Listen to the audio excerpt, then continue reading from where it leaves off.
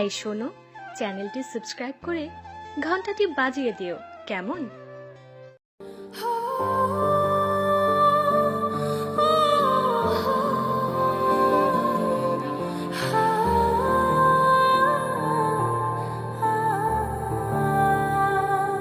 এই এই পচা ছেলেটা, তুমি ওই লোকটাকে এভাবে মারছো কেন? নিজের এক রাইভালকে বেধড়ক মারছিল গ্যাংস্টার আদিত্য। লোকটাকে নিচে ফেলে দিয়ে শুট করার জন্য গান বের করতেই হঠাৎ পেছন থেকে মেয়েলি কণ্ঠে কেউ উপরোক্ত কথাটি বলে উঠল।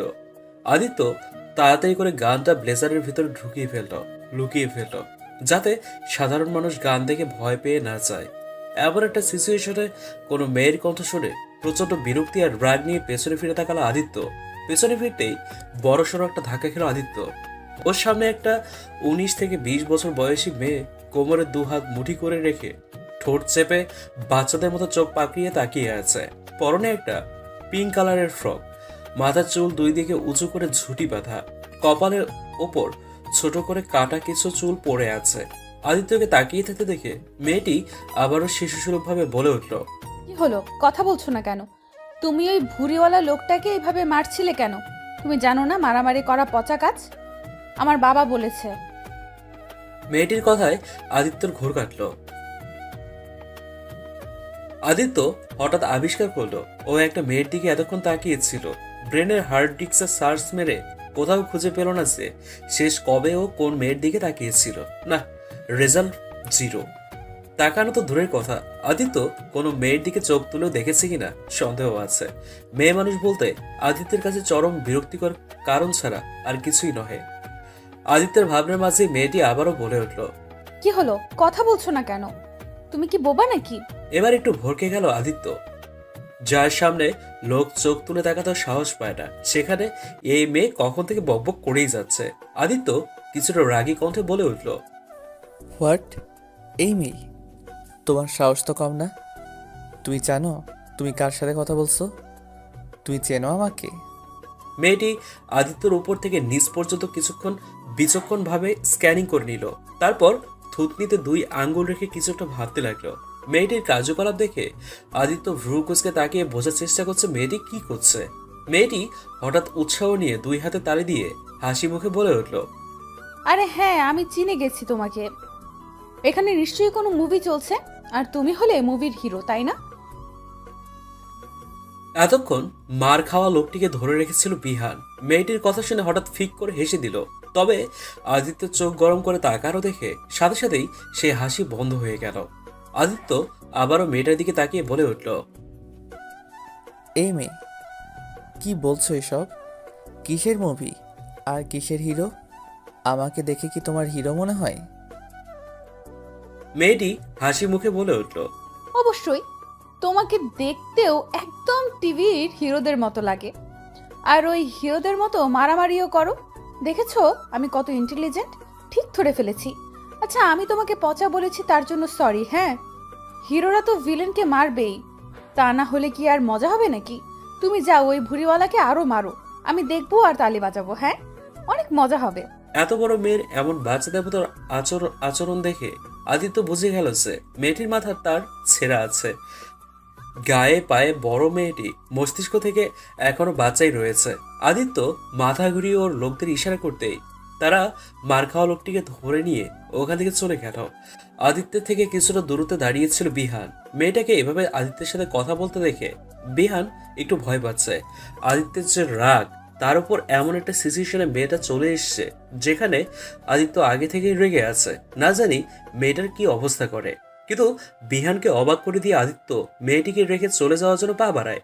2 কদম যে পেছন দিকে ঘুরে ঘাড় ঘুরিয়ে দেখে মেয়েটি কেমন ঠোঁট উল্টিয়ে মুখ ছোট করে তাকিয়ে আছে, দাঁড়িয়ে আছে। আদিত্য কেন যেন যেতে নিয়েও যেতে পারে না।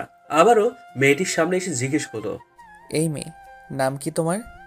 এখানে এই নির্জন জায়গায় একা একা কি করছো? তুমি জানো এখানে তোমার সাথে কত কিছু হতে পারে? মেয়েটি আবারও থুতনিতে 2 আঙ্গুল রেখে কিছুটা ভাবতে লাগলো। আদিত্য সেটা থেকে ভ্রু কুঁচকে বলল, কি হলো, উত্তর দাও। মেয়েটি বলে উঠল, ভাবছি তুমি এতগুলো প্রশ্ন করলে কোনটার উত্তর আগে দেব। আদিত্য একটু গলা খাকারি দিয়ে বলে উঠল, ঠিক আছে, আগে তোমার নাম বলো। কোন নামটা বলবো? আমার তো আবার অনেকগুলো নাম। বাবা আমাকে ডাকে মামুনি বলে, আম্মু ডাকে নুরিমা বলে, নীলা ডাকে আপু বলে। তাহলে কোনটা বলবো? মেয়েটির কথা শুনে আদিত্য ভ্যাবাচাকে খেয়ে গেল। এ কার পাল্লায় পড়লো রে বাবা? অন্য সময় হলো তো মেয়েটাকে ফেলে চলে যেত এখান থেকে, যা খুশি হতো, মেয়েটার ওসবের ধার ধারতো না আদিত্য। তবে আজ কেন যেন মেয়েটাকে ফেলে রেখে যেতে পারছে না সে। কেন পাচ্ছে না সে নিজেও জানে না। মাথায় শুধু একটা কথাই ঘুরছে, এমন একটা জনশূন্য জায়গায় একটা মেয়ের একা থাকাটা সেফ না। তার উপর মেয়েটাকে দেখেই বোঝা যাচ্ছে মেয়েটা মেন্টালি আনস্টেবল। আদিত্য বলে উঠল। বাইরের মানুষ তোমাকে কি নামে ডাকে? মেয়েটি আবারও কিছুক্ষণ চিন্তা করে বলে উঠল। বাইরের মানুষ তো অনেকে অনেক কিছুই বলে, তবে বেশিরভাগ লোক নূর বলে ডাকে। আদিত্য বুঝতে পারলো মেয়েটির নাম তাহলে নূর। আদিত্য আবারও জিজ্ঞেস করলো। এখানে একা একা কি করছো তুমি? আর কার সাথে এসেছো? আমি তো আমার বেবিকে খুঁজতে এসেছি। আমার বেবিটা না হারিয়ে গিয়েছে। আদিত্য এবার রীতিমতো তাজ্জব বনে গেল, সাথে বিহানও ফ্রিতে তবদা খেয়ে গেল। কি বলে এই মেয়ে? এই মেয়ের আবার বেবিও আছে, যে নিজেই এখনো ডাইপার থেকে বের হয়নি, তার আবার বাচ্চাও আছে। আদিত্য বিষয় নিয়ে জিজ্ঞেস করলো। তোমার বেবিও আছে? নূর বলে উঠল। হ্যাঁ আছে তো, কিন্তু হঠাৎ কোথায় যেন হারিয়ে গেছে ও। ওকে খুঁজছিলাম, তখন এক মুচওয়ালা আঙ্কেল আমার কাছে এসে বলল সে নাকি আমার বেবিকে দেখেছে। আমাকে তার সাথে এদিকে নিয়ে আসলো, আমাকে এখানে এনে বলল আমি যেন এখানেই থাকি, সে একটু পরেই আসছে। নূরের কথায় আদিত্য ব্যাপারটা কিছু আঁচ করতে পারছে। আদিত্য সন্ধিহান চোখে তাকিয়ে বলে উঠল। কোথায় তোমার আঙ্কেল? নূর কিছু বলার আগে আদিত্য সামনে তাকিয়ে দেখলো নূরের পিছন দিক দিয়ে একটা লোক হেঁটে আসছে। আদিত্য তাকানো দেখে নূরও পেছনে ফিরে তাকালো। লোকটাকে দেখে নূর হাসি মুখে সেদিকে এগিয়ে যেতে যেতে বলে উঠল। আরে এটাই তো সেই আঙ্কেল। এই আঙ্কেল এখন বলো আমার বেবি কোথায়? লোকটা কি বলবে? আদিত্যকে এখানে দেখে তার আত্মার পানি শুকিয়ে গেছে। আদিত্যকে সে চেনে, আর তার ক্ষমতা সম্পর্কে জানা আছে। আদিত্য লোকটার দিকে তীক্ষ্ণ দৃষ্টিতে তাকিয়ে আছে। লোকটা উত্তর দক্ষিণ না দেখে জানের ভয়ে ওখান থেকে পরিমরি করে ভোর দৌড় লাগালো। লোকটার দৌড়ানো দেখে নূর ভ্যাবাচাকে খেয়ে গেল। পেছন থেকে কয়েকবার জোরে জোরে ডাকলো, কিন্তু তার আগে লোকটা পাগার পার। লোকটার পালানো দেখে আদিত্য এবার 100% শিওর হয়ে গেল যে লোকটা নূরকে এখানে খারাপ মতলবে নিয়ে এসেছিল। আদিত্য নূরের দিকে তাকিয়ে চল শক্ত করে দাঁতে দাঁত চেপে বলে উঠল। এই মেয়ে, তোমার কি কমন সেন্স নেই? চেনা নেই জানা নেই একটা লোক তোমাকে নিয়ে এলো, আর তুমি তার সাথে ধেই ধেই করে চলে এলে। আর তোমার বাসার লোকজনই বা কেমন? তোমার মতো এমন তার ছেঁড়া মেয়েকে একা একা ছেড়ে দিল? নূর ঠোঁট উল্টিয়ে অভিমানী সুরে বলে উঠল। এই হিরো আমাকে বকছো কেন? আমি কি ইচ্ছে করে এসেছি নাকি? আমার বেবিটা হারিয়ে গেল, তাই তো ওকে খুঁজতে এসেছি। আর বাসার লোকজন জানলে না কিছু বলবে। আমি তো লুকিয়ে লুকিয়ে এসেছি, বাসার লোক কিছুই জানে না। জানলে ওরা কখনো আসতেই দিত না। তাহলে আমি আবার বেবিকে কিভাবে খুঁজতাম? আদিত্য চোখ বন্ধ করে নিজের রাগটাকে কন্ট্রোল করে নিয়ে বলে উঠল। আচ্ছা ঠিক আছে, তোমার বাসা কোথায় বলো? নূর যথাযথভাবে বাচ্চাদের মতো করে বলে দিল। বাসা তো বাসায় আছে। বাসা আবার কই যাবে? আদিত্য দাঁত চিবিয়ে বলল। মানে তুমি কোথায় থাকো? আমি আমার বাসায় থাকি। বিহান অনেক কষ্টে নিজের হাসি চেপে রেখেছে। আদিত্যকে এমন উইয়ার্ড সিচুয়েশনে দেখে বিহানের ভীষণ মজা লাগছে। দ্য গ্রেট আদিত্য আজ একটা বাচ্চা মেয়ের কাছে ধরাশয়ী হয়ে পড়েছে। তবে একটা বিষয় থেকে ভীষণ অবাকও হচ্ছে যে আদিত্য কোনো মেয়েকে নিজের আশেপাশে সহ্য করতে পারে না, সে কিনা এই অপরিচিত মেয়েটার সাথে এতক্ষণ কথা বলছে, আবার তার সেফটির কথাও ভাবছে। সত্যিই অবিশ্বাস্য। আবির এখানে থাকলে নিশ্চয়ই বলতো, মামা এটা তো পাতিহাস, মানে ইতিহাস হয়ে গেল। বিহান গাড়ি চালাচ্ছে আর বিস্ময় নিয়ে বারবার আয়নার পেছনের সিটের দিকে তাকাচ্ছে। ওর এখনো বিশ্বাসই হচ্ছে না আদিত্য সত্যি সত্যি ওই মেয়েটাকে নিজের সাথে নিয়ে এসছে। এতটাও আশা করেনি বিহান। মেয়েরা আদিত্যের জন্য পাগল, তবে ওর রাগের কারণে কেউ ওর ধারের কাছেও এসে সাহস পায় না। যদিও আসে তাদের আদিত্য চরম ভাবে অপমান করে দেয়। আর আজ কিনা এই মেয়েটাকে সোজা গাড়িতে নিজের পাশে বসিয়ে দিল। বিহানের মনে হচ্ছে ও দিবা স্বপ্ন দেখছে। আদিত্য না চাইতেও আর চোখে বারবার পাশে বসে থাকা চঞ্চল মেয়েটিকে দেখে যাচ্ছে। মেয়েটি জানালায় কাঁচ নামিয়ে মুখটা বের করে দিয়ে মুখে বাতাস লাগাচ্ছে আর একা একাই হেসে যাচ্ছে। ওর হাসির রেনিঝিনি শব্দ আদিত্যের ভেতরটাকে নাড়িয়ে দিচ্ছে বারবার। আদিত্য এবার সরাসরি নূরের দিকে তাকালো। ফর্সা নিষ্পাপ মুখটাতে যেন রাজ্যের মায়া ভর করেছে। আদিত্য এক ঝটকায় নিজের মাথাটা অন্যদিকে ঘুরিয়ে নিল। ওর কেন যেন মনে হচ্ছে ওই মুখটার দিকে বেশিক্ষণ তাকালে ওর কোনো সর্বনাশ হয়ে যাবে। তখন অনেক জিজ্ঞেস করার পরও মেয়েটার কাছ থেকে ওর বাসার লোকেশনের কোনো ইনফরমেশন নিতে পারেনি। আর ওই অবস্থায় ওখানে মেয়েটাকে একা রেখে আসতেও পারছিল না। তাই অগত্যা নূরকে নিজের সাথেই নিয়ে আসে আদিত্য। গাড়িতে উঠেও অনেকভাবে নূরের বাসা সম্পর্কে জানার চেষ্টা করেছে, কিন্তু মেয়েটা কিছুই বলতে পারে না। আদিত্যের ভাবনার মাঝে হঠাৎ মেয়েটি চিল্লিয়ে বলে উঠল। এই গাড়ি থামাও, গাড়ি থামাও। আদিত্য চমকে উঠে বলল। কেন, কি হয়েছে? তোমার বাসা কি এখানে কোথাও? নূর শুধু চিল্লিয়ে যাচ্ছে। অগত্যা বিহান গাড়ি সাইডে করে থামালো। গাড়ি থামাতেই নূর তাড়াহুড়ো করে দরজা খুলতে নিলেই আদিত্য বলে উঠল। আরে হয়েছেটা কি সেটা তো বলবে। এখানে নামছো কেন? আরে আমার বেবি, আমার বেবি। তোমার বেবি এখানে? নূর ততক্ষণে গাড়ির দরজা খুলে বেরিয়ে গেছে। আদিত্য দরজা খুলে বেরিয়ে নূরের পিছু পিছু গেল।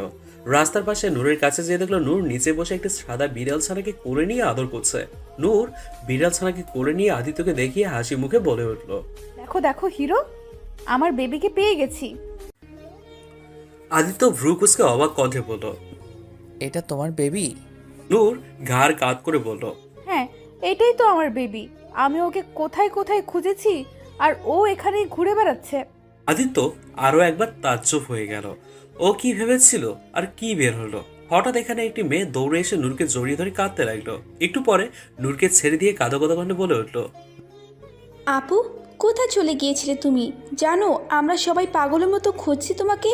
মায়ের কাঁদতে কাঁদতে খারাপ অবস্থা হয়ে গেছে, বাবাও তোমার চিন্তায় অস্থির হয়ে গেছে। এভাবে একা একা বাড়ি থেকে কেন বের হয়েছিলে তুমি?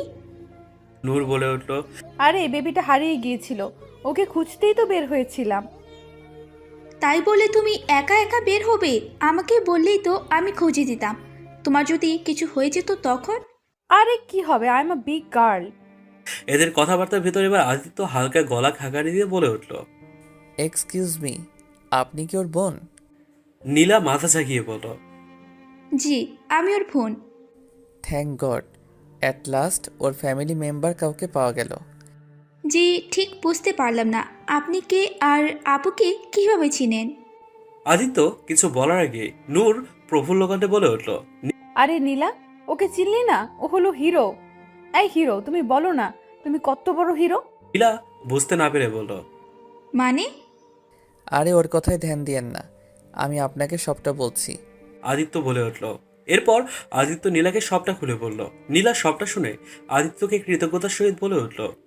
আপনাকে কি বলে ধন্যবাদ দিব তা জানা নেই। আপনি জানেন না আপনি আমাদের ওপর কত বড় উপকার করলেন। আপনার এই উপকার আমরা কখনোই ভুলব না। ইটস ওকে, এসবের প্রয়োজন নেই। এরপর থেকে আপনারা ওর খেয়াল রাখবেন। আমি আসি। কথাটা বলেই আদিত্য এক পলক নূরের দিকে তাকালো। তারপর সানগ্লাসটা পরে নিয়ে গাড়ির দিকে চলে গেল। গাড়িতে বসতেই হঠাৎ গাড়ির কাছে কেউ টোকা দিল। আদিত্য তাকিয়ে দেখলো নূর। আদিত্য দরজা খুলে দিয়ে বলল। কি হয়েছে, কিছু বলবে? নূর একটা ডেইরি মিল্ক চকলেটের প্যাকেট আদিত্যের দিকে এগিয়ে দিয়ে সব সময়ের মতো হাসি মুখে বাচ্চাদের মতো করে বলে উঠল। তুমি না অনেক ভালো হিরো, এটা তোমার জন্য। আদিত্য একবার নূরের দিকে তাকাচ্ছে আর একবার ওর হাতে থাকা চকলেটের দিকে তাকাচ্ছে। বিহানও বিস্ময় নিয়ে সামনের গ্লাসে তাকিয়ে আদিত্যকেই দেখছে। ও দেখতে চায় আদিত্য কি করে। আদিত্যকে তাকিয়ে থাকতে দেখে নূর বলে উঠল। আরে কি হলো নাও, আমি সবাইকে চকলেট দেই না, যাকে আমার ভালো লাগে তাকেই দেই। তুমি অনেক লাকি, তাই তুমি আমার চকলেট পেয়েছো। নাও নাও। কথাগুলো বলতে বলতে নূর চকলেটটা আদিত্যের শার্টের পকেটে ঢুকিয়ে দিল। এরপর হাত নেড়ে বাই বাই বলল। আদিত্য গাড়ির সিটে হেলান দিয়ে মাত্রই চোখটা বন্ধ করেছিল, হঠাৎ ওর ফোনটা বেজে উঠলো। আদিত্য তাকিয়ে দেখলো ওর চাচি ফোন করেছে। আদিত্যের ভালো করে জানা আছে ওর চাচি কেন ফোন দিচ্ছে, তাই ফোন রিসিভ করে কোনোরকম ভনিতা ছাড়াই বলে উঠলো। আপনার অ্যাকাউন্টে টাকা পৌঁছে গেছে চাচি, আপনি নিশ্চিন্তে থাকুন। ওকে, রাখছি। কথাটা বলেই আদিত্য ফোনটা কেটে দিয়ে একটা দীর্ঘশ্বাস ছাড়লো। সামনের মিররে তাকিয়ে দেখলো বিহান ওর দিকে কেমন রাগি চোখে তাকিয়ে আছে। বিহানের এই রাগের কারণ আদিত্য ভালো করে জানে, তাই দুষ্টুমি করে বলে উঠল, কি রে, এভাবে তাকিয়ে আছিস কেন? মেরে টেরে ফেলবি নাকি? অ্যাক্সিডেন্ট করে আমাকে মেরে ফেলার প্ল্যান করে থাকলে তাহলে বলবো এটা অ্যাবসোলুটলি ফ্লপ আইডিয়া, কারণ এতে আমার থেকে তোরই উপরে যাওয়ার টিকিট আগে কাটবে। বিহান তিরস্কার করে বলল, হা হা হা হা, ভেরি ফানি। মোর হাসি তো থামবারই ফাটতাছি না। তো আটকাচ্ছিস কেন? হাস না, তোর দাঁতগুলো দেখা তো। আদি, মুই একেরেই মস্কারির মোটে নাইক্কা। তুই গোসা হরলেও আজ মুই না কইয়া থাকবার পারতাছি না। মুই ভাইবা পাই না, যার সামনে হক গলে ঝুঁকার থহে, হেই তুই ওই গোল্ড ডিগার মহিলার সামনে বারবার ঝুঁকা যাস কেলা? তুই কি বুঝবার পারস না ওই মহিলা তোর টেহা ছাড়া আর কিছুই বোঝে না? বিহান সবসময় এইভাবেই কথা বলে। যদিও আদিত্যর সাহায্যে বিহান লেখাপড়া করেছে, তবুও ও এই ভাষা ছাড়তে পারে না। আদিত্য আর কিছু না বলে, দেখ বিহান, আমি সবই বুঝি, তবু সে যেমনই হোক না কেন সে আমার চাচার স্ত্রী, আর সেই হিসেবে আমার চাচি। আর তুই তো জানিসই, বাবা মা মারা যাওয়ার পরে চাচাই আমাকে মানুষ করেছে। সে না থাকলে আমি হয়তো কখনো এই পর্যন্ত পৌঁছাতেই পারতাম না। তার উপকারের প্রতিদান আমি আমার সারা জীবনেও চুকাতে পারবো না। আর আবির আর আয়াত, ওরাও তো আমার ভাই বোন। হেয়া হইলেও আরে বাদ দে না, আমার এত টাকা পয়সা দিয়ে আমি কি করব? ওরা না হয় একটু খরচ করছে, করুক। আদিত্য আর কিছু বলে না। বিহান আর কিচ্ছু বলো না।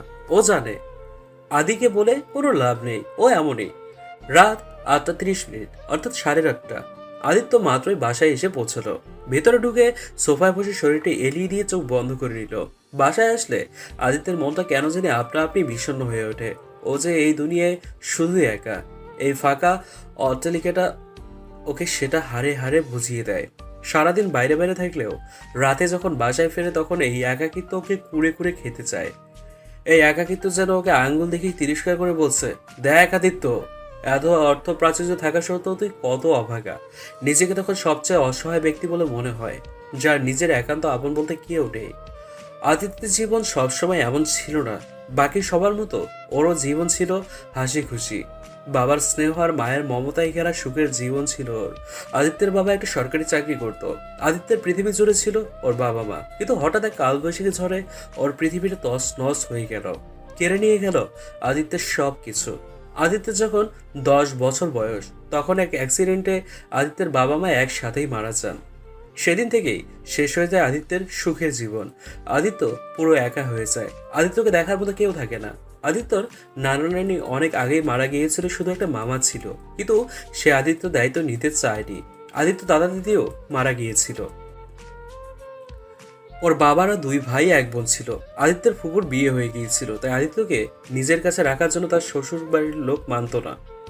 শেষমেশ আদিত্যের চাচাও সব দায়িত্ব নেয়। আদিত্যকেও চাচা নিজের ছেলের মতোই ভালোবাসত। আদিত্যও তার চাচাকে অনেক শ্রদ্ধা করত, কখনো চাচার কথার অবদ্ধ হতো না। তবে আদিত্যের চাচি আদিত্যকে মোটেও পছন্দ করতো না।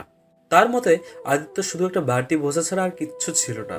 এর জন্য আদিত্য চাচি ওর সাথে অনেক খারাপ ব্যবহারও করত। তবে আদিত্যের চাচার সামনে সবসময় ভালো সেজে থাকতো, ভালো সেজে থাকার নাটক করত। তবে আদিত্য কখনো কোনো প্রতি উত্তর করতো না, চুপচাপ সবকিছু সহ্য করত। ওর মতে তার চাচা এখানে থাকতে দিয়েছে, খাইয়ে পরিয়ে লেখাপড়া করাচ্ছে, এই তো অনেক। সেখানে না হয় একটু সহ্য করলাম। আদিত্য লেখাপড়া অনেক ভালো ছিল, তাই এইচএসসি পাশ করার পর স্কলারশিপ নিয়ে চলে যায় লন্ডনে স্টাডির জন্য। সেখান থেকে স্টাডি শেষ করে এসে বাংলাদেশে নিজের বিজনেস সেট আপ করে। ধীরে ধীরে আদিত্যের বিজনেস বড় হতে থাকে এবং আদিত্যের সফলতা আসমান ছুঁতে থাকে। এখন বর্তমানে পৃথিবীর বিভিন্ন দেশে আদিত্যর ব্রাঞ্চ রয়েছে। আদিত্য এখন সফলতার শীর্ষে। বিজনেস ছাড়াও আদিত্যের একটা মাফিয়া গ্যাং রয়েছে।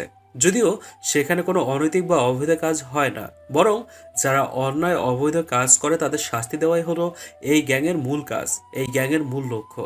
আদিত্য এখন নিজের বাড়ি কিনে এ বাড়িতেই থাকে। এত কিছুর পরেও দিন শেষে আদিত্য সেই নিঃস্ব, একা। মাঝে মাঝে আদিত্যরও ইচ্ছে হয় কেউ একজন ওর একান্ত হয়ে থাকুক, যে ওর জন্য অপেক্ষা থাকবে, ওর জন্য চিন্তা করবে, যে ওর সুখে হাসবে, ওর দুঃখে কাঁদবে। দিন শেষে ক্লান্ত শরীর বাসায় ফিরে তার মুখের দর্শনে নিজের সব ক্লান্তি দূর হয়ে যাবে, মুখে ভেসে উঠবে খুশির রেখা। আদিত্য জানে ও চাইলেই হাজারো মেয়ে ওর জীবনে আসার জন্য লাইন ধরে যাবে, কিন্তু এরা শুধু ওর টাকা পয়সা আর বাহ্যিক সৌন্দর্যের জন্য ওর জীবনে আসতে চায়। যেমন ওর চাচি, এই মহিলা আগে ওকে দেখতেই পারতো না, আর এখন নিজে থেকেই অধিকার ফলাতে আসে শুধুমাত্র ও টাকার জন্য। আদিত্য সবই বোঝে, কিন্তু বুঝেও কিছু বলে না। থাক না, নামের হলেও তো আপনজন কেই বা আছে আমার এই নিঃস্ব জীবনে, একমাত্র বিহান ছাড়া। বিহান ছোটবেলা থেকে আদিত্যর সাথে থাকে। আদিত্য যখন 12 বছর বয়স তখন বিহানকে পেয়েছিল আদিত্য। বিহানেরও এই দুনিয়ায় আপন বলতে কেউ নেই। রাস্তা রাস্তায় পানি বিক্রি করত। একদিন আদিত্য রাস্তা দিয়ে হেঁটে স্কুলে যাচ্ছিল, হঠাৎ ওর দিকে একটা গাড়ি ব্রেক ফেল করে ছুটে আসতে থাকে। সেই মুহূর্তে বিহান আদিত্যকে হাত ধরে টেনে নিয়ে বাঁচিয়েছিল। সেদিন থেকেই আদিত্য বিহানকে নিজের বন্ধু বানিয়ে নেয়। যতটা পারত বিহানকে সবকিছুতে সাহায্য করত। নিজের বিজনেস শুরু হওয়ার পর থেকে বিহানকে নিজের সাথেই রাখে আদিত্য। তবে আদিত্যের বাড়িতে থাকে না, আদিত্যের বাকি স্টাফদের মতো স্টাফ কোয়ার্টারে থাকে। আদিত্য অনেক বলেছে ওর সাথে ওর বাসায় থাকতে, কিন্তু বিহানের একটাই কথা, বন্ধু হলেও ও আদিত্যর স্টাফ, তাই ও স্টাফ কোয়ার্টারে থাকবে। তাই আদিত্য আর কিচ্ছু বলে না, ওর যেভাবে ভালো লাগে সেভাবে থাকুক। আদিত্যর ভাবনার মাঝে এক সার্ভেন্ট এসে মাথা ঝুঁকিয়ে বলল, স্যার, আপনার ডিনার রেডি। আদিত্য চোখ খুলে সোজা হয়ে বসে বলল, ওকে, ইউ ক্যান গো নাও। সার্ভেন্টটা আস্তে করে মাথা ঝাঁকিয়ে চলে গেল। আদিত্য একটা দীর্ঘশ্বাস ছেড়ে নিজের বেডরুমের দিকে এগুলো। বেডরুমে এসে ড্রেসিং টেবিলের সামনে দাঁড়িয়ে হাতের ঘড়ি খুলে গায়ের ব্লেজারটা খুলল। শার্টের বাটনগুলো খুলে শার্টটা খুলতেই নিচে কিছু একটা পড়ার শব্দ হলো। আদিত্য ভ্রুকুচকে নিচে তাকিয়ে দেখলো চকলেটের প্যাকেট। নিচু হয়ে চকলেটটা হাতে নিল আদিত্য। চকলেটটা দেখে হঠাৎ নূরের কথা মনে পড়ে গেল। মেয়েটার নিষ্পাপ চেহারা, তার হাসি, তার বাচ্চামো আচরণগুলো মনে পড়তেই আদিত্যের ঠোঁট দুটো আপনা আপনি প্রসারিত হয়ে গেল। মেয়েটা সত্যিই নিষ্পাপ। দুনিয়াদারির কোনো ভাবাবেগ নেই ওর ভেতর, নেই কোনো লোভ লালসা চাওয়া পাওয়া। একদম নূরের আলোর মতোই নিষ্পাপ নূর। আমাকে বলে কিনা হিরো, কথাটা ভেবেই আদিত্যের ঠোঁটের হাসি আরো একটু হয়ে গেল। আদিত্য চকলেটের ড্রেসিং টেবিলের উপর রাখতে গেলে আয়নায় চোখ পড়ে। আয়নার দিকে ভালো করে তাকাতে কিছুক্ষণের জন্য থমকে যায় আদিত্য। নিজের ঠোঁটে ঝুলে থাকা হাসিটা দেখে নিজেই অবাক হয়ে যায়। ও হাসছে, সত্যি হাসছে, তাও আবার একটা মেয়ের কথা ভেবে, লাইক সিরিয়াসলি। আদিত্য আবারও ভালো করে তাকিয়ে দেখলো এখনও ওর ঠোঁটে হাসি রেখাটা লেগে আছে। আর এটা কোনো দেখানো বা সৌজন্যমূলক হাসি না, এটা মন থেকে আসা সত্যিকারের খুশির হাসি, যেটা শুধু ওর ঠোঁটে না চোখে মুখেও ছড়িয়ে পড়েছে। আদিত্যের মনে নেই শেষ কবে ও এমন মন থেকে হেসেছিল। রাত 12টা। আদিত্য বেডের শুয়ে চোখ বন্ধ করে ঘুমানোর চেষ্টা করছে, কিন্তু কিছুতেই ঘুম আসছে না। আদিত্যের সবকিছু টাইম টু টাইম হয়, খাওয়া, কাজ, ঘুমানো সবকিছু টাইম মতো করে সে। কিন্তু আজ টাইম পার হয়ে গেছে, তবুও ওর চোখে কোনো ঘুম নেই। চোখ বন্ধ করলে বারবার শুধু নূরের হাসি মাখা মুখটা ভেসে উঠছে। কিছুতেই ঘুমাতে পারছে না, কেমন যেন অস্থির অস্থির লাগছে। আদিত্য আর না পেরে উঠে বসে বিহানের নম্বরে ফোন দিল। বিহান ঘুমে কাদা হয়ে আছে। এদিকে ওর ফোনটা বেজে যাচ্ছে, ওর কোনো খেয়াল নেই। ফোন না ধরায় আদিত্য আরো বিরক্ত হয়ে যায়। 4বারের বার বিহান ফোন ধরে ঘুমু ঘুমু কণ্ঠে বলে ওঠে, কোন হারামি রে, রাইত বিরাতে ফোন দিয়া মোর সাদের ঘুমটা ভাঙ্গা দিছস। মনে চাইতাছে ফোনের মধ্যে ঢুইকা তোরে পিডাইয়া আই। আচ্ছা আয়, মেরে যা, দেখি তোর কত দম। আদিত্যের কথা শুনে বিহান বেগমের মতো ফোন সামনে এনে ফোনের দিকে তাকিয়ে দেখলো আদিত্য কল করেছে। বিহান একটা ঢোক গিলে ফোন কানে নিয়ে বলল, আদি তুই, তোরে আবার এত রাইতে কিসে কামড়াইলো? তোর তো এতক্ষণে ঘুমের পয়লা ডোজ কমপ্লিট হইয়া যাওয়ার কথা, তুই কি মোরে স্বপনে ফোন দিছস? শাট আপ ইডিয়েট, কখন থেকে আবল তাবল বলে যাচ্ছিস? আমাকে কিছু বলতে দিবি? হ হ, ক না মামা, কি কবি? আদিত্য একটু গলা খাকারি দিয়ে বলল, আমার নূরের সব ডিটেলস চাই, সকালের ভেতরই। বিহান ভ্রুকুসকে বলল, এই নূরপুর আবার কেডা মামা? আজ বিকেলে যে মেয়েটির সাথে দেখা হয়েছিল, যাকে আমার গাড়িতে বসিয়েছিলাম, ওই মেয়েটির কথা বলছি। আচ্ছা, ওই মাইয়াডা। তা তুই ওই হাফ মেন্টাল মাইয়ার ইনফো দিয়া কি করবি? আদিত্য দাঁতে দাঁত চেপে বলল, ওর নাম নূর। বেশি কথা না বলে তোকে যা বললাম তাই কর। সকালের ভেতর সব ডিটেলস চাই আমার, ব্যাস। কথাটা বলেই আদিত্য ফোনটা রেখে দিল। বিহান ব্যঙ্গ করে বিড়বিড় করে বলল, সব ডিটেলস চাই আমার বাস। আরে হালুয়া নাকি? কইলেই ওইয়া গেল। শালা নিজে তো কইয়াই খালাস, আর মোর স্বাদের ঘুমটা হারাম কইরা দিলি। সকাল 8টা।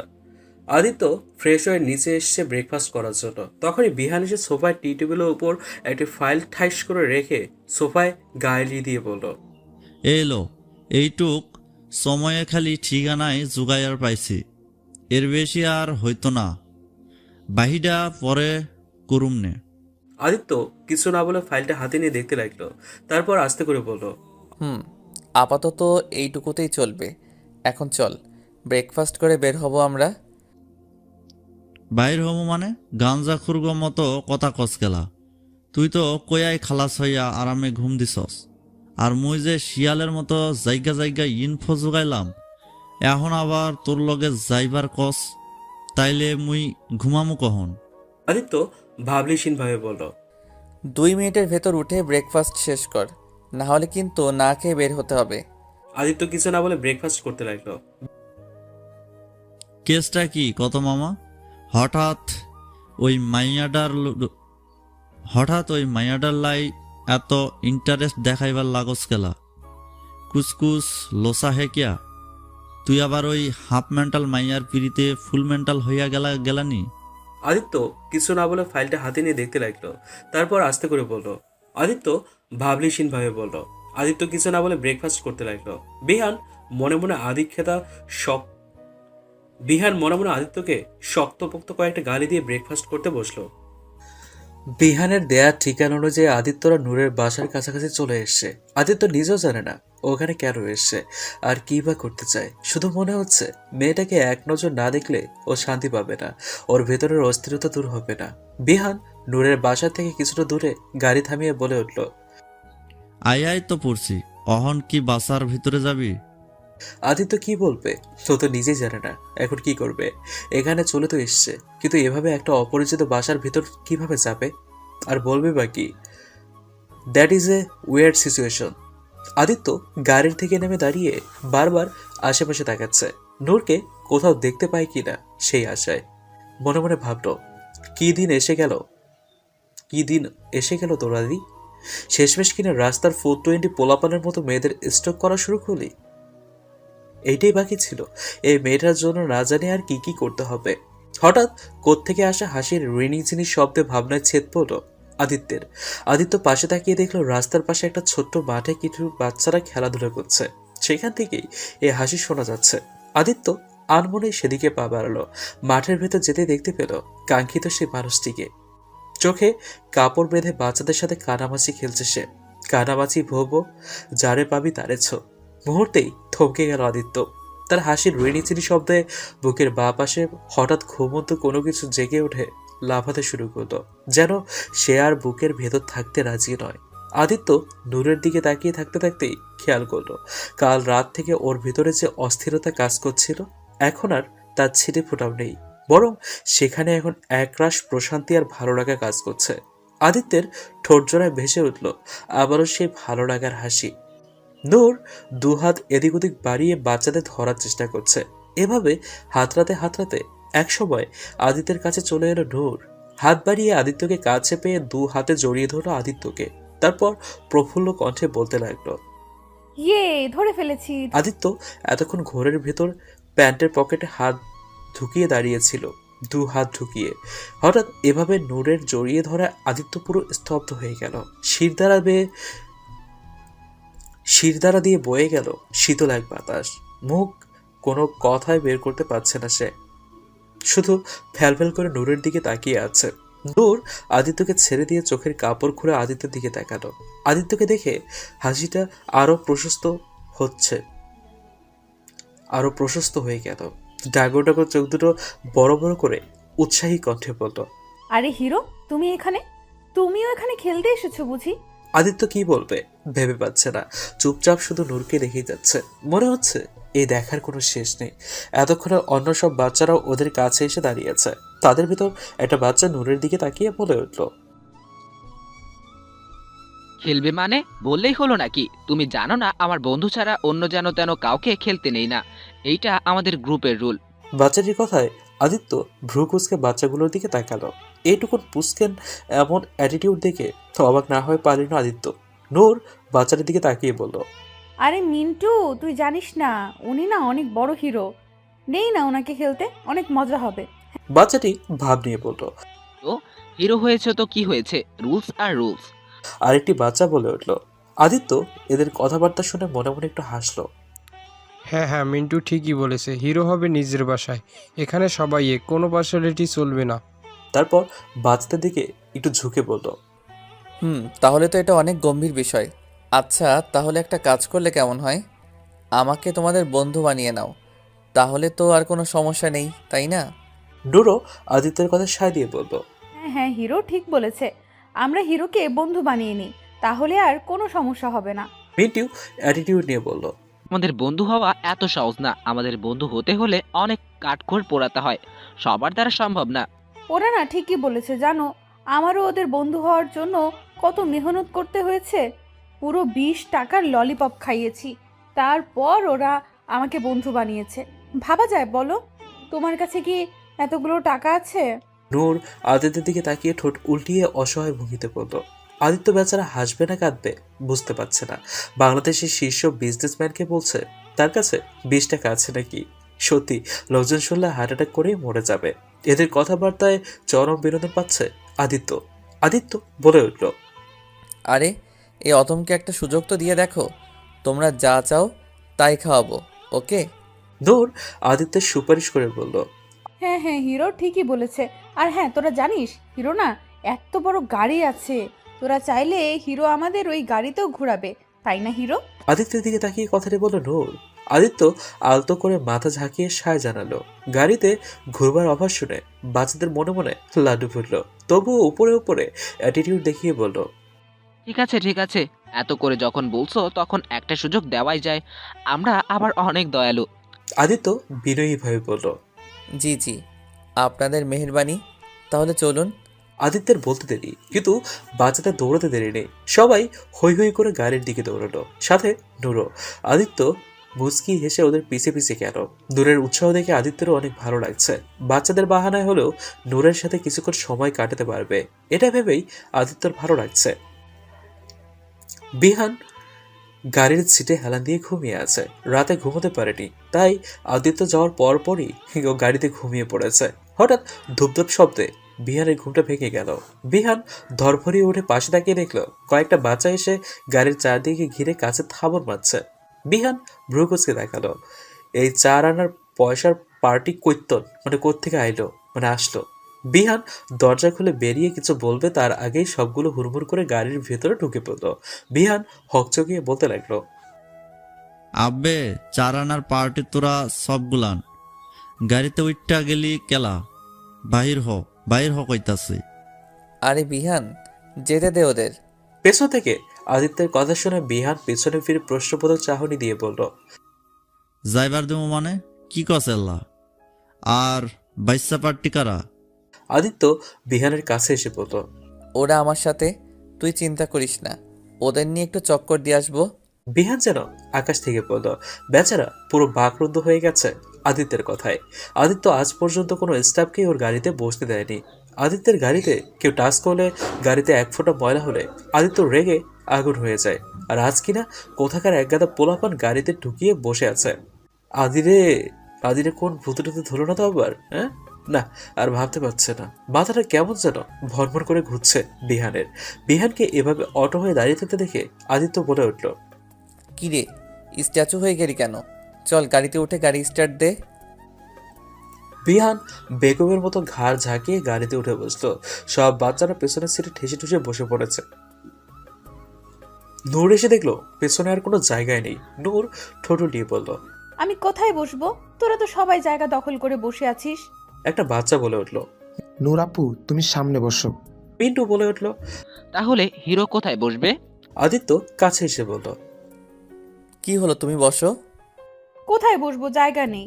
আদিত্য ভেতরে তাকিয়ে দেখলো পেছনে কোনো জায়গা নেই। আদিত্য একটু ভাবতে লাগলো।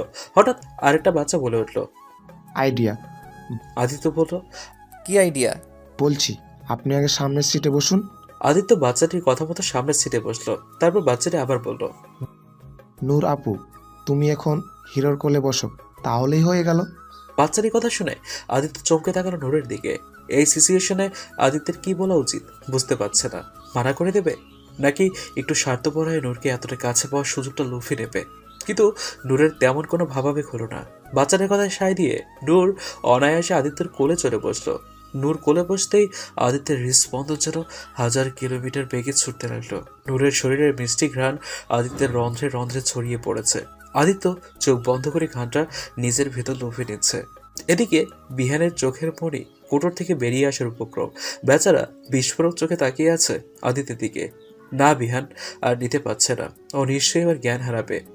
ওর সামনে বসে থাকা এই লোকটা আদিত্য হতেই পারে না, কিছুতেই না, কোনোভাবেই না।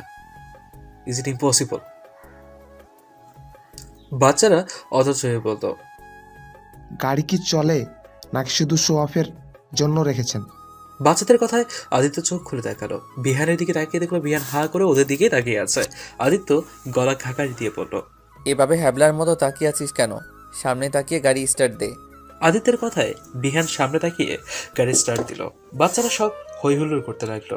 নূরও সামনে থেকে ওদের হাসাহাসি করছে ওদের সাথে। আদিত্য শুধু মুগ্ধ নয়ের নূরের দিকে তাকিয়ে আছে। নূরের এই নিষ্পাপ মুখের খিলখিলে হাসি আদিত্যের বুকের ভিতর সমুদ্রের উত্তাল ঢেউয়ের মতো আছড়ে পড়ছে। আদিত্য বুঝতে পারছে না এই মেয়েটার হাসিতে কি জাদু আছে যেটা ওর মতো পাথরের গড়া মানুষের ভেতরটাকে গলিয়ে দিচ্ছে। নূর আদিত্যের কোলে বসলেও আদিত্য এখনো নূরকে ধরেনি। মেয়েটা না হয় অভুস, তাই বলে ও তো আজ মেয়েটার সরলতার সুযোগ নিতে পারে না। গাড়িতে জায়গা থাকলে হয়তো নূরকে কোলেও বসাতো না। কিছুক্ষণ পর একটা রেস্টুরেন্ট দেখে আদিত্য গাড়ি থামাতে বললো। তারপর নূর আর বাচ্চাদের নিয়ে রেস্টুরেন্টের ভেতরে ঢুকলো। ভেতরে ঢুকে একটা টেবিলে বসে বাচ্চাদের বলতো। তোমরা যে যা খেতে চাও অর্ডার করে দাও। বাচ্চাদের আর পায় কে, ওরা ইচ্ছে মতো নিজেদের পছন্দের খাবার অর্ডার করতে লাগলো। নূর আদিত্যের পাশেই বসে আছে। আদিত্য নূরের দিকে তাকিয়ে বলল। নূর, তোমার কি পছন্দ? কি খাবে তুমি বলো? নূর প্রফুল্ল কণ্ঠে বলে উঠল।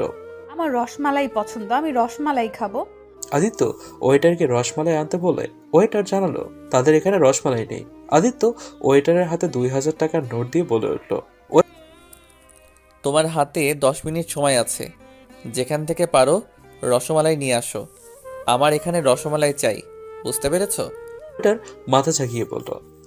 স্যার, আপনার ডিনার রেডি। খাবার চলে এলে বাচ্চারা খাবারে হামলে পড়লো। কিছুক্ষণ পর ওয়েটার এসে নূরের রসমালাই দিয়ে গেল। নূরের চোখ দুটো খুশিতে চকচক করে উঠলো। সেটা দেখে আদিত্য মুচকি হাসলো। নিজের জন্য একটা ব্ল্যাক কফি অর্ডার করলো আদিত্য। কফি মুখে দিতেই হঠাৎ কান্নার শব্দ এলো। আদিত্য পাশে তাকিয়ে দেখলো নূর ঠোঁট উল্টিয়ে বাচ্চাদের মতো নাক টেনে কাঁদছে। থুতনির নিচে আর জামার উপর রসমালাই লেগে আছে। আদিত্য চমকে উঠে বলতো। এই নূর, কি হয়েছে? কাঁদছো কেন? বলো আমাকে। নূর নাক টেনে টেনে বলল। আমি খেতে পারছি না। মিন্টু বলে উঠলো। আরে হিরো নূর আপু নিজের হাতে খেতে পারে না, ওকে সবসময় ওর মা খাইয়ে দেয়। দেখো কেমন সারা গায়ে মাখিয়ে নিয়েছে। আদিত্য কতক্ষণ মায়া ভরা চোখে তাকিয়ে রইল নূরের দিকে। তারপর একটা টিস্যু নিয়ে নূরের থুতনিতে লেগে থাকা রসটুকু মুছে দিয়ে বলল। তুমি চাইলে আমি তোমাকে খাইয়ে দিতে পারি। আমি খাইয়ে দিব তোমায়। নূর ঘাড় কাত করে শিশুভাবে বলল। আচ্ছা। আদিত্য একটা চামচে করে রসমালাই নিয়ে নূরের মুখের কাছে ধরলো। নূর হাসি মুখে খাওয়া শুরু করলো। আদিত্য জীবনে এই প্রথম কাউকে খাইয়ে দিচ্ছে। আদিত্য পুরোটা সময় নূরের দিকে এক মনে তাকিয়ে থেকে ওকে খাওয়াতে লাগলো। আদিত্যের চোখ মুখে এক অন্যরকম খুশির ঝলক ফুটে উঠলো। আদিত্য জীবনে কত সফলতা দেখেছে, কিন্তু এভাবে এমন খুশিও কখনো পায়নি। আজ এই মেয়েটার মাঝে যেন এক অদ্ভুত খুশি খুঁজে পাচ্ছে, যেটা এর আগে কখনো কোনো কিছুতে পায়নি আদিত্য। খাওয়া দাওয়া শেষে আদিত্য বলে উঠলো। তাহলে কি এখন আমাকে তোমাদের বন্ধু করা যায়? মিন্টু বলে উঠল। আরে বন্ধু মানে শুধু বন্ধু না, আজ থেকে আপনি আমাদের কলিজার বন্ধু, একদম হার্ট টু হার্ট ফ্রেন্ড। পুরো বলল। হ্যাঁ হ্যাঁ, আজ থেকে আমরা বন্ধু। আদিত্য নূরের দিকে তাকিয়ে মুচকি হাসলো। একটু পরে সবাইকে নিয়ে আবার আগের জায়গায় আসলো ওরা। আসার সময়ও নূর আদিত্যর কুলেই আসলো। গাড়ি থামলে সবাই যার যার মতো নেমে মাঠের ভেতরে চলে গেল। তখনই ওখানে নূরকে নেওয়ার জন্য নীলা এলো। আদিত্যকে দেখে একটু অবাক হয়ে বলল। আরে ভাইয়া, আপনি এখানে? নূর ততক্ষণে বাচ্চাদের সাথে খেলতে শুরু করে দিয়েছে। আদিত্য কিছুটা দূরে ছিল। হঠাৎ নীলার কথায় আদিত্য অপ্রস্তুত হয়ে গেল। গলা খাকারি দিয়ে ইতস্তত হয়ে বলল। আসলে আমি এদিকে একটা কাজে এসেছিলাম, হঠাৎ নূরকে এখানে দেখতে পেলাম, তাই দেখা করতে আসলাম আর কি। ও আচ্ছা, তো আমাদের বাসায় আসুন না। বাবা মা আপনার সাথে দেখা করে অনেক খুশি হবেন। সেদিন আপুকে বাঁচিয়েছিলেন, সেটা জেনে বাবা মা অনেক কৃতজ্ঞ হয়েছে।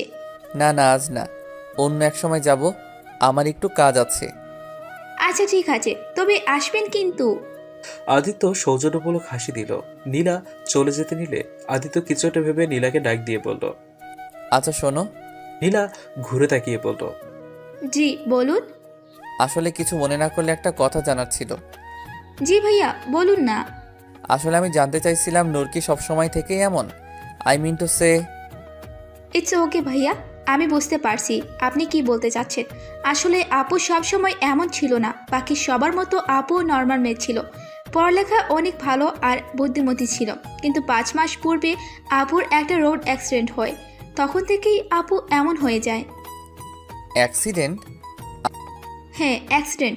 আপুর সেই দিন এইচএসসির রেজাল্ট বের হয়েছিল, জিপিএ 5 পেয়েছিল আপু। অনেক খুশি হয়েছিল সেই দিনও, আর সেই খুশি সেলিব্রেট করার জন্য বন্ধুদের সাথে দেখা করতে যাচ্ছিল আপু। কিন্তু রাস্তায় আপুর সিএনজিতে যাচ্ছিল, সেটার অ্যাক্সিডেন্ট হয়ে যায়। মাথায় অনেক আঘাত পেয়েছিল আপু, যার কারণে আপুর মানসিক ভারসাম্য হারিয়ে যায়। আপু একটা 5-6 বছরের বাচ্চাদের মতো হয়ে যায়। আমরা আপুকে অনেক ডাক্তার দেখিয়েছি, কিন্তু এখন পর্যন্ত তেমন কোনো ইমপ্রুভমেন্ট দেখা যায়নি। সবকিছু শুনে আদিত্য বাকরুদ্ধ হয়ে যায়। ঘাড় ঘুরিয়ে একবার নূরের হাসি মুখটা দেখে কি সুন্দর হেসে হেসে বাচ্চাদের সাথে খেলা করছে। কে বলবে এই মেয়েটার উপর দিয়ে এত বড় ঝড় বয়ে গেছে। আদিত্য নীলার দিকে তাকিয়ে বলল। আমি এখন আসি তাহলে, তুমি নূরকে বলে দিও আমি চলে যাচ্ছি। নীলা মাথা ঝাঁকিয়ে নূরের কাছে গেল। আদিত্য গাড়ির কাছে আসতেই পেছন থেকে নূর এসে বলল। আরে হিরো, তুমি চলে যাচ্ছ? আদিত্য নূরের দিকে ফিরে মুচকি হেসে বলল। হ্যাঁ চলে যাচ্ছি। আবার আসবে তো? হ্যাঁ এখন তো মনে হচ্ছে আসতেই হবে। আদিত্য প্যান্টের পকেট থেকে একটা ক্যাডবেরি চকলেট বের করে নূরের দিকে এগিয়ে দিয়ে বলল।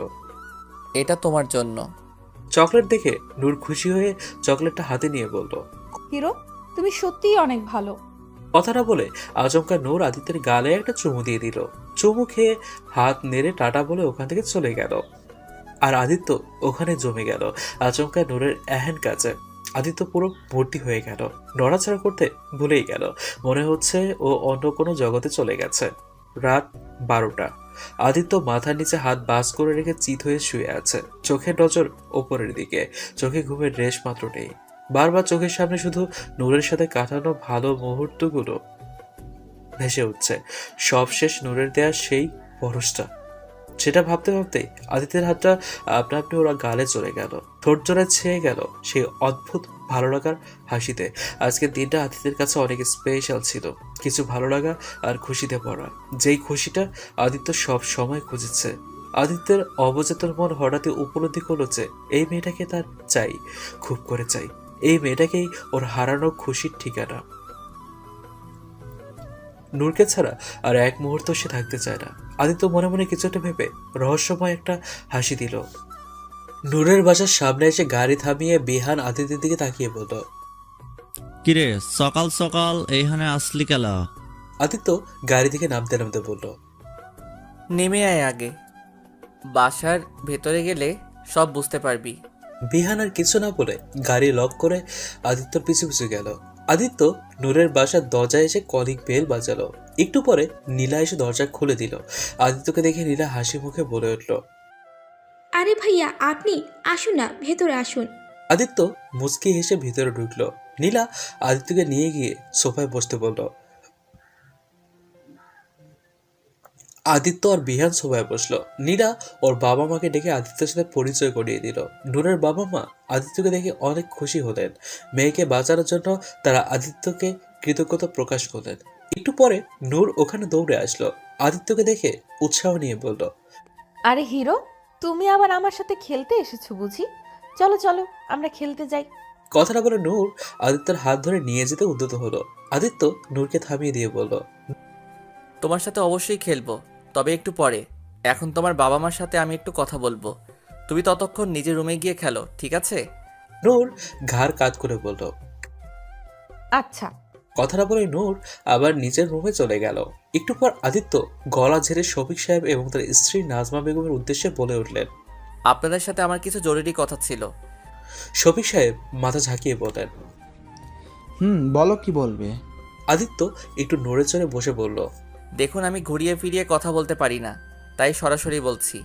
আমি জানি এইসব বিষয়ে মুরব্বীরাই কথা বলে থাকেন, কিন্তু আমার তেমন কেউ নেই। এক চাচা আছেন, তবে উনি বর্তমানে তার ফ্যামিলির সাথে লন্ডনে ঘুরতে গেছেন, তাই আমার কথা আমি নিজেই বলছি। এরপর কিছুক্ষণ থেমে আবারও বলল, আসলে আমি আপনার মেয়েকে বিয়ে করতে চাই। আদিত্যের কথায় নূরের বাবা মা অবাক হয়ে একজন আরেকজনের মুখ চাওয়াচুই করতে লাগলো। শফিক সাহেব নিজেকে একটু সামলে নিয়ে বলল, কিন্তু বাবা, নীলা তো এখনো ছোট, 17 বছর বয়স, মাত্র কলেজে ভর্তি হয়েছে। এই বয়সে কিভাবে ওকে বিয়ে দিব? আদিত্য থতমত খেয়ে বলল, আপনি বোধহয় ভুল বুঝছেন। আমি নীলার কথা বলিনি, আমি নূরকে বিয়ে করতে চাই। দ্য গ্রেট সাদমান শাহরিয়ার আদিত্যর মুখে এমন প্রস্তাবে সব মেয়ের বাবাই নিজেকে ধন্য মনে করে খুশিতে ডগমগ হয়ে উঠবে, কিন্তু শফিক সাহেবের চেহারায় অবাক আর আশ্চর্য ছাড়া কিছুই পাওয়া যাচ্ছে না। শফিক সাহেবের পরিবারও চরম অবাক এমন প্রস্তাবে। অন্যদিকে আদিত্যের পাশে বসে থাকা বিহান মাত্রই পানির গ্লাস মুখে দিয়েছিল। হঠাৎ আদিত্যের এমন কথা শুনে তার গলায় পানি আটকে গিয়ে বিষম খেতে লাগে। শফিক সাহেবের সামনে সোফায় বসে থাকা আদিত্যের দিকে কিছুক্ষণ বিস্ময় নিয়ে তাকিয়ে থেকে বলে উঠল, তুমি কি আমার সাথে মজা করছো? আদিত্য স্বাভাবিকভাবে বলে উঠল, আমি কোনো স্ট্যান্ড আপ কমেডিয়ান না যে এখানে আপনার সাথে মজা করতে আসবো। আমি মোটেও মজা করছি না, আই এম সিরিয়াস। কিন্তু এটা কিভাবে সম্ভব? দেখো, তুমি আমার মেয়ের জীবন বাঁচিয়েছো, তার জন্য আমরা সবাই তোমার কাছে সারা জীবন ঋণী। তাই বলে বিয়ে, এটা কিভাবে সম্ভব? তুমি কি নূরের অবস্থা জানো না? আমি সবই জানি। নূর যেমনই হোক, আমি সবটা জেনেই ওকে বিয়ে করতে চাই। শফিক সাহেব এবার একটু নড়ে চড়ে বসলেন। আদিত্য যে এই বিষয়ে সত্যিই সিরিয়াস সেটা সে বুঝতে পারছেন। তিনি গম্ভীর কণ্ঠে বললেন, কিন্তু কেন? দুনিয়াতে এত মেয়ে থাকতে আমার মেয়ে নূরই কেন? নূরের মতো অ্যাবনর্মাল মেয়েকে তুমি কেন বিয়ে করতে চাও? এই তোমার লাভ কি? আদিত্য স্মিত হেসে বলল, দেখুন, আমি নিজের ব্যাপারে কখনো কাউকে কোনো এক্সপ্লেনেশন দেই না, কিন্তু আপনাকে বলছি, কারণ আপনি একজন বাবা, তাই আপনার জানার অধিকার আছে। লাভের কথা বলছিলেন না? আসলে নূরকে আমার জীবনে পাওয়ার লাভটা আমি আপনাকে ভাষার কোনো শব্দ দিয়ে বোঝাতে পারবো না। হ্যাঁ, আমি চাইলেই হাজারটা মেয়ে আমাকে বিয়ে করার জন্য এক পায়ে রাজি হয়ে যাবে, তবে আমার জীবনে যে খুশিটা আমি খুঁজছিলাম সেটা আমি শুধু নূরের মাঝে পেয়েছি, আর এই খুশিটা আমি হারাতে চাই না, কিছুতেই না। আদিত্য সামনের টি টেবিলের উপর একটা ফাইল রেখে বলল, আমার ব্যাপারে সব ডিটেলস এই ফাইলে আছে। তবুও আপনি চাইলে আমার অফিস, বাসা কিংবা যে কোনো জায়গায় আমার ব্যাপারে আপনাদের নিজেদের মতো সব খোঁজখবর নিতে পারেন। আশা করি এরপর আপনাদের আর কোনো ডাউট থাকবে না। দেখুন, আমি চাইলেই যে কোনো সময় নূরকে উঠিয়ে নিয়ে যেতে পারি, আর আপনারা হয়তো জানেন আমাকে আটকানোর ক্ষমতা কারোর মাঝে নেই, কিন্তু আমি সেটা চাচ্ছি না। আমি চাই আপনি স্বইচ্ছায় নূরকে আমার হাতে তুলে দিন। আমি আপনাকে কথা দিচ্ছি, নিজের সবটুকু দিয়ে নূরকে আগলে রাখবো, কখনো কোনো কষ্ট ছুতে পারবে না ওকে। এতক্ষণ ধরে আদিত্যের কথা শুনে শফিক সাহেব আর তার স্ত্রী মুখ চাওয়াচাওয়ি করছেন। তাদের এখন কি বলা উচিত বুঝতে পারছেন না। শফিক সাহেব একটু গলা ছেড়ে বললেন, সবটা বুঝলাম, কিন্তু তুমি তো নূরের অবস্থার কথা জানোই, আর ও কোনোদিন ঠিক হবে কিনা তাও কোনো নিশ্চয়তা নেই। তুমি কি পারবে ওকে সামলাতে? সারা জীবন এমন একটা মানুষ ভারসাম্য হারানো মেয়ের সাথে কাটাতে পারবে? দেখো, তুমি ভালো করে ভেবেচিন্তে দেখো, এটা সারা জীবনের ব্যাপার। তুমি নূরকে বিয়ে করলে সাধারণ স্বামী স্ত্রীর মতো জীবনযাপন করতে পারবা না। এমন হতে পারে তোমার এখন আবেগের বশে নূরকে ভালো লেগে গেছে, কিন্তু সময়ের সাথে নূরের উপর তুমি তিক্ত হয়ে উঠবে। মানুষের ভেতর ওকে নিয়ে লজ্জায় পড়তে হবে। নূরের উপর তিক্ত হয়ে ওকে আর তোমার জীবনে রাখতে চাইবা না, তখন আমার মেয়েটার কি হবে? আদিত্য বলে উঠল, আমি বুঝতে পারছি, বাবা হিসাবে আপনার চিন্তা করা জায়েজ।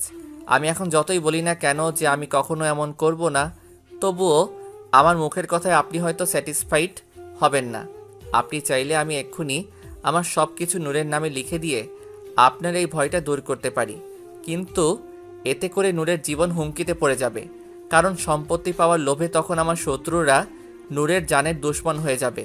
এখন আপনিই বলুন কি করবেন? আদিত্যের কথাগুলো শুনে নূরের মা নাজমা বেগম মনে মনে অনেক খুশি হলেন। তার আর বুঝতে বাকি রইল না যে এই ছেলেটা তার মেয়েকে অনেক ভালোবেসে ফেলেছে। নীলাও ভীষণ খুশি। শফিক সাহেব কিছুক্ষণ ভেবে বললেন, আমার ভাবার জন্য কিছু সময় দরকার। আমি ভেবে চিন্তে কাল তোমাকে আমার সিদ্ধান্ত জানাবো। ঠিক আছে, আমি কাল আবার আসবো। এখন আসি তাহলে। আদিত্য বলে উঠল। শফিক সাহেব মাথা ঝাঁকিয়ে সায় জানালো। আদিত্য যাওয়ার আগে নূরকে একটু দেখার ইচ্ছে হচ্ছে, কিন্তু নূরের বাবার সামনে এই কথা বলতেও ইতস্তত বোধ করছে আদিত্য। অগত্যা আদিত্য চলে যাওয়ার জন্য উদ্যত হলো। দুকদম যে আবার পিছনে ফিরে শফিক সাহেবের দিকে বললেন তাকিয়ে, যাবার আগে একটা কথা বলতে চাই। আমি চাই আপনি স্বইচ্ছায় নূরকে আমার হাতে তুলে দিন। তবে আপনি না চাইলে যে আমি নূরকে বিয়ে করব না, এতটাও নীতিবান লোক না আমি। আশা করি বুঝতে পেরেছেন। কথাটা বলে মনে চোখের সানগ্লাস দিয়ে বেরিয়ে পড়ে। পেছন থেকে শফিক সাহেব হতভম্ব হয়ে গেল। ছেলেটা কি তাকে হুমকি দিয়ে গেল? আদিত্য যাওয়ার পর নূরের মা নাজমা বেগম শফিক সাহেবের উদ্দেশ্যে বললেন, শোনো, আমার মনে হয় ছেলেটা সত্যি আমাদের মেয়েটাকে ভালোবাসে। ছেলেটার চোখে সেটা দেখা যায়। আমি তো নূরের বিয়ে শাদির আশা ছেড়ে দিয়েছিলাম। আমার এমন অসুস্থ মেয়েটাকে কেই বা তার ঘরের বউ করবে। কিন্তু দেখো, আল্লাহ আমাদের দিকে মুখ তুলে তাকিয়েছেন। আমার মেয়েটার জন্য এত সুন্দর ছেলে এনে দিয়েছেন। নীলাও তার মায়ের সাথে সায় দিয়ে বলল, হ্যাঁ মা, একদম ঠিক বলছে। আপুর প্রতি ভাইয়ের টান আমি দেখেছি। আপুকে ভাইয়া অনেক ভালো রাখবেন। এদের কথা শুনে শফিক সাহেব একটা দীর্ঘশ্বাস ছেড়ে বলেন, আমারও তাই মনে হচ্ছে। তবুও আমি আরেকটু ভাবতে চাই। এত তাড়াতাড়ি কোনো ফলাফল দেওয়াটা ঠিক হবে না। কথাবার্তার মাঝে নূর ওখানে আসলো। আশেপাশে তাকিয়ে আদিত্যকে না দেখে বলল, হিরো কোথায়? নীলা বলল, আপু ভাইয়া তো একটু আগে চলে গেছে। নূর মুখ ফুলিয়ে অভিমানী সুরে বলে উঠল, চলে গেছে? কেন চলে গেল? হিরো তো আমার সাথে খেলবে বলেছিল। তাহলে আমাকে না বলে কেন চলে গেল? শফিক সাহেব নূরকে নিজের পাশে বসিয়ে মাথায় হাত বুলিয়ে নরম সুরে বলল, আদিত্য, মানে তোমার হিরোকে কি তোমার ভালো লাগে? নূর ঠোঁটে হাসি ফুটিয়ে আহ্লাদি কটে বলল, হ্যাঁ, এতগুলা ভালো লাগে। জানো বাবা, হিরো আমার বন্ধু হয়ে গেছে, আমাকে চকলেটও দেয়। কিন্তু আজকে পচা হয়ে গেছে, আমার সাথে খেলা না করে চলে গেল। তোমরা হিরোকে যেতে দিলে কেন? শফিক সাহেব মুচকি হেসে বলেন, হিরো যদি তোমার সাথে সব সময় থাকে তাহলে কেমন হবে? নূর উৎসাহী কটে বলল, সত্যি? ইয়ে, তাহলে তো অনেক মজা হবে। কিন্তু হিরো সবসময় কিভাবে থাকবে? হিরো তোমাকে তার সাথে নিয়ে যেতে চায়। তোমার পুতুল খেলা যেমন বর বউ থাকে, তেমনি হিরো তোমার বর হয়ে আর তুমি হবা বউ। হিরো তোমাকে বিয়ে করে তার বাড়িতে নিয়ে যেতে চায়। তখন তুমি সব সময় হিরোর সাথেই থাকবা। যাবে তুমি হিরোর সাথে? সত্যি আমি বউ হব আর হিরো বর? আমরা বর বউ খেলবো। কত মজা হবে, কত মজা হবে। ইয়ে! শফিক সাহেব স্মিত হাসলেন। মেয়েটা কি কখনো স্বাভাবিক হতে পারবে? ওর বিয়েটাও খেলা ভাবছে। গাড়িতে বসে বাইরে তাকিয়ে আছে আদিত্য। মনে মনে একটু চিন্তা হচ্ছে, নূরের বাবা যদি বিয়েতে রাজি না হন, নূরকে যেতে তো চাই। নূর ছাড়া যে আর চলবে না। যদিও নূরের বাবা রাজি না হলেও আদিত্য নূরকে তার জীবনে এনেই ছাড়বে, কিন্তু আগেই সে এটা করতে চাচ্ছে না। আদিত্যের তো বাবা মা নেই, তাই সে নূরকে তার বাবা মায়ের আশীর্বাদ থেকে বঞ্চিত করতে চায় না। আদিত্য একটা দীর্ঘশ্বাস ছেড়ে পাশে তাকিয়ে দেখলো বিহান মুখ গোমরা করে গাড়ি চালাচ্ছে। আদিত্য বাঁকা হেসে বলল, কিরে, আমার বিয়ের কথা শুনে তুই নতুন বউয়ের মতো মুখে লাড্ডু জমিয়ে বসে আছিস কেন? বিহান অভিমানী সুরে বলল, লাড্ডু হান্দায় আর ফুটবল হান্দায়। হাতে তোর কি বে? আমি কি তোর কিছু লাগেনি? আমি তো খালি তোর কামের লোক, আর তুই আমার মালিক। আরে শুধু শুধু সেন্টি খাচ্ছিস কেন? হ, এখন তো এটাই কবি। সালা হারামি, তলে তলে বিয়া কইরা বছরের প্ল্যান কইরা ফেলাইছস, অথচ এই আমারে তোর এই ল্যাংটা কালের দোস্তরে একবার জানাইবার প্রয়োজন মনে করলি না? লোকে হাসাই কয় মায়া মানুষ পাইলে আর কোনো হুসু থাকে না। আদিত্য একটু হেসে বলল, হয়েছে, আর ড্রামা করতে হবে না। আসলে সত্যি বলতে আমি নিজেও ভাবিনি যে এভাবে হুট করে এমন সিদ্ধান্ত নিয়ে ফেলবো। জানিস, ওকে প্রথম দিন দেখার পর আমার কেমন অস্থির লাগছিল। সারা রাত অস্থিরতায় ঘুমাতে পারিনি, কিন্তু কাল যখন ওকে দেখলাম আমার সব অস্থিরতা দূর হয়ে গেল। ওর নিষ্পাপ হাসিটা দেখে মনের ভেতর এক অদ্ভুত খুশির উদ্ভাবন হলো। জানিস, কালকের দিনটার মতো খুশি আমি এর আগে কখনো পাইনি। শুধু কিছু সময়ের জন্য নূরকে পেয়ে যদি আমি এতটা খুশি হতে পারি, তাহলে ভাব, যখন সারা জীবন নূর আমার কাছে আমার সাথে থাকবে তখন আমি কতটা খুশিতে থাকবো। তাই তো আর দেরি না করে নূরকে আমার জীবনে আনার ব্যবস্থা করলাম। তোকে বলিনি কারণ তোকে সারপ্রাইজ দিতে চাচ্ছিলাম। তুই ছাড়া আর কেই বা আছে বল? হইছে আর ইমোশনাল ছুরি চালাইতে হইব না। বিহান এবার একটু সিরিয়াস ভঙ্গিতে বলল, তয় আদি, তুই কি শিওর এই ব্যাপারে? না মানে কইতাছিলাম যে নূরের মতো মায়ারে বিয়া কইরা। বিহানের কথা শেষ হওয়ার আগেই আদিত্য বলে উঠল, আমি জানি তুই কি বলতে চাচ্ছিস। নূর আর সবার মতো না, সবার থেকে আলাদা, স্পেশাল একটা মেয়ে। আর এই জন্যই ওকে আমার ভালো লাগে। ও অন্য সব মেয়ের মতো কৃত্রিম না। নূর হলো নিষ্পাপ এক প্রাকৃতিক রূপ। আমি জানি তুই আমার জন্য চিন্তা করে এসব বলছিস, তবে তুই চিন্তা করিস না, এই মেয়েটাই তোর বন্ধুর সুখের ঠিকানা বিহান। বিহান মুচকি হেসে বলল, তাইলে তো ওয়াই গেল মামা। তুই খুশি তো আমিও খুশি।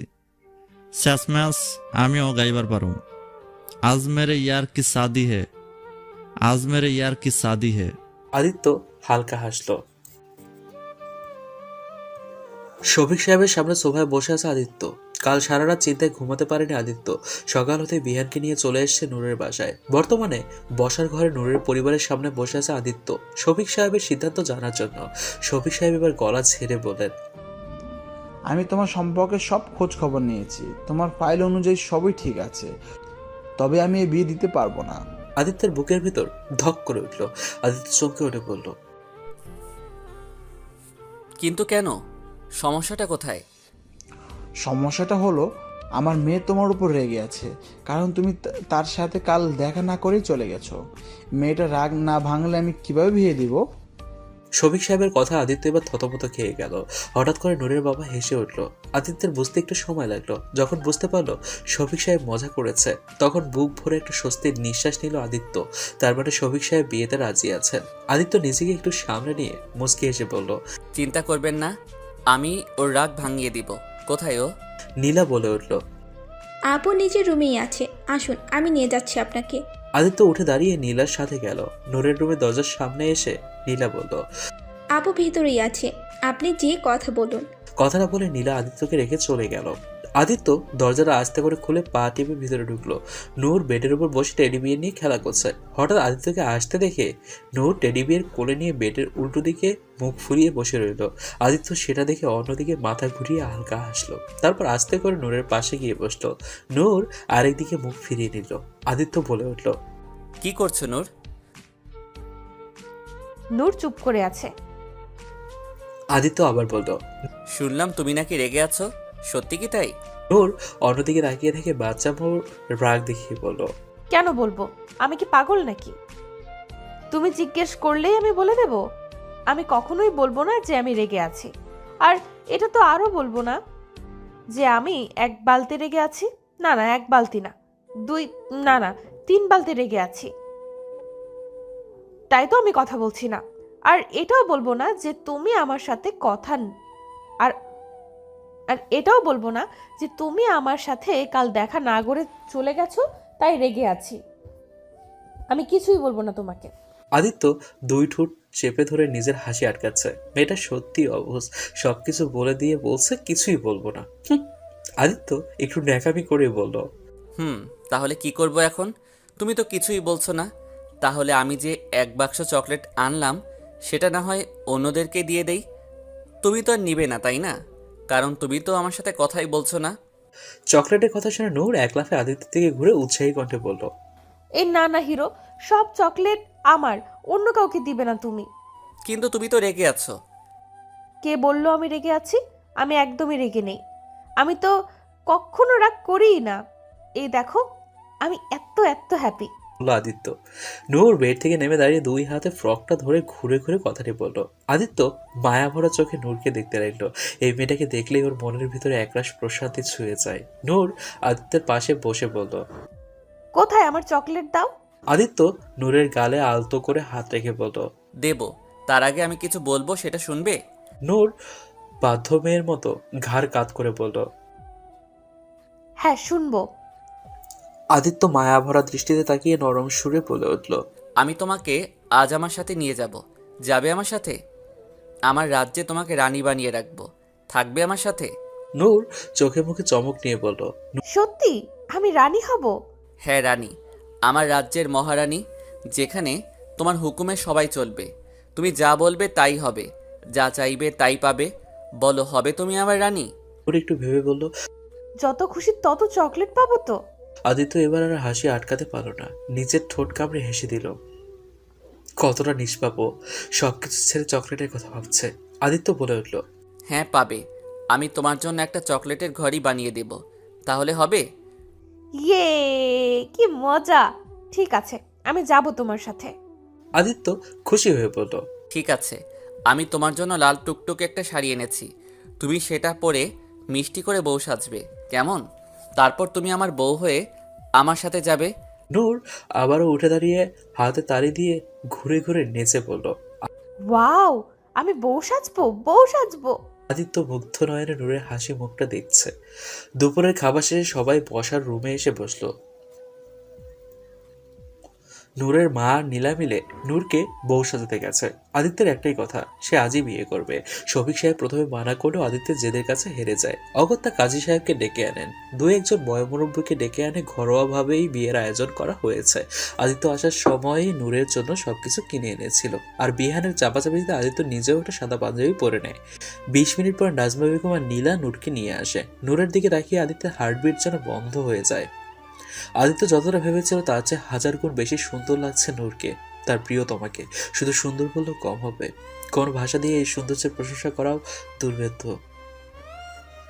এই যে অলৌকিক সৌন্দর্য, যেন স্বপ্নরাজ্যের কোনো রাজকুমারী। আদিত্যের নিজের চোখের উপরে ভয় লাগছে, ওর নিজেরই নজর লেগে যায়। নূর ও বাবার দিকে তাকিয়ে ঘুরে ঘুরে দেখিয়ে আহ্লাদি কণ্ঠে বলল, দেখো বাবা, আমি বউ সেজেছি, কেমন লাগছে আমাকে? আমার মামনিটা দুনিয়ার সব থেকে সুন্দর মেয়ে, আজ তাকে একদম পুতুলের মতো লাগছে। শফিক সাহেব মেয়ের দিকে ছলো ছলো চোখে তাকিয়ে রইল। তার মেয়েটা সত্যিই আজ অন্যের বাড়ি চলে যাবে, ভাবতেই বুকটা ফেটে যাচ্ছে তার। শফিক সাহেব নূরের মাথায় একপাশে হাত রেখে বলল। নূর খিলখিল করে হেসে উঠল। কিছুক্ষণ পর কাজী সাহেব বিয়ে পড়ানো শুরু করলেন। নূরকে কবুল বলতে বললে নূর প্রথমে বুঝলো না, পরে ওর মা বুঝিয়ে বললে তখন হাসি মুখে ফটাফট করে কবুল বলে ফেললো। তারপর আদিত্য কবুল বলল। বিয়ে পড়ানো শেষ, সবাই মোনাজাত করলো। একটু পরে নূরের মা নূরকে আবার রুমে নিয়ে এলো। এরপর নূরের মাথায় হাত বুলিয়ে নরম সুরে বলল, দেখো নুরিমা, আজ তোমার বিয়ে হয়ে গেল। এখন থেকে তুমি তোমার হিরোর বউ, বুঝেছো? নূর কিছু বুঝুক না বুঝুক ঘাড় কাট করে বলল, আচ্ছা। তোমাকে এখন জামাইয়ের সাথে তাদের বাড়িতে গিয়ে থাকতে হবে। শোনো, ওখানে যেয়ে কোনো দুষ্টুমি করবে না, ঠিক আছে?